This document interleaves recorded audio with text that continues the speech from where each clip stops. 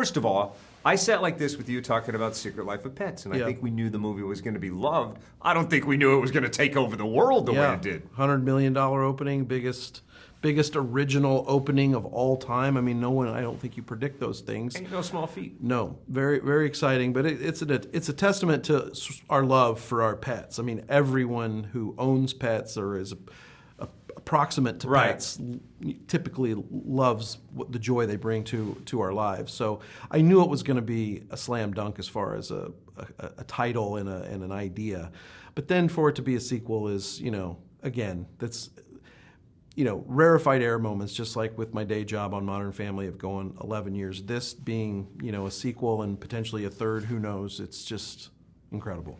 Don't you think part of the success of this, like you said, it's people's love of their animals, but don't you think at their core, the characters in this movie, even though they're doing extraordinary things, but at their core, they're behaving exactly like their dog or cat counterpart would? Yeah, well, absolutely, and I think that's, when audiences see it, it's a reflection. It's like Max and Duke in this movie are acting exactly like every parent that's ever had a kid go to preschool acts. They're worried and nervous, and it's like, are they going to say the right thing? Are they going to do the, whatever? So it's a beautiful opportunity to remind us that we're all sort of the same through the eyes of our pets. So I'm excited for people to see it.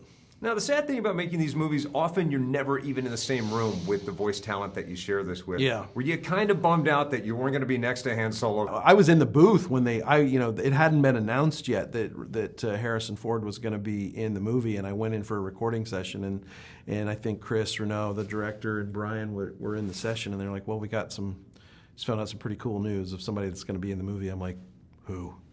Harrison Ford. I'm like, oh my God, it's amazing.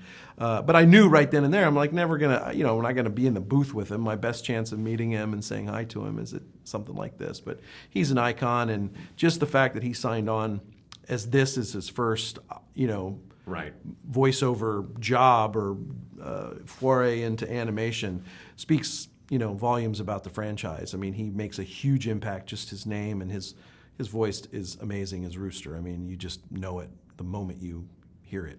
Some would say the same thing about you. When your voice pops up on screen, we kind of know that that's you. Well, that makes me feel good, and hopefully that will always be the case. I'm a huge fan of Modern Family, too. I'm wondering for you in fact, I got a chance to see this because you were shooting an episode in South Lake Tahoe. Yeah.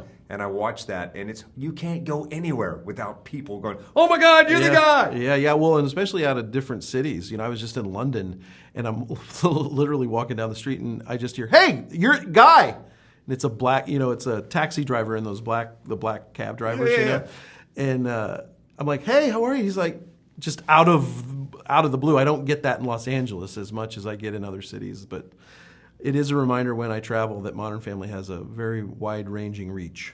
You do great work, you do. Thank you very much.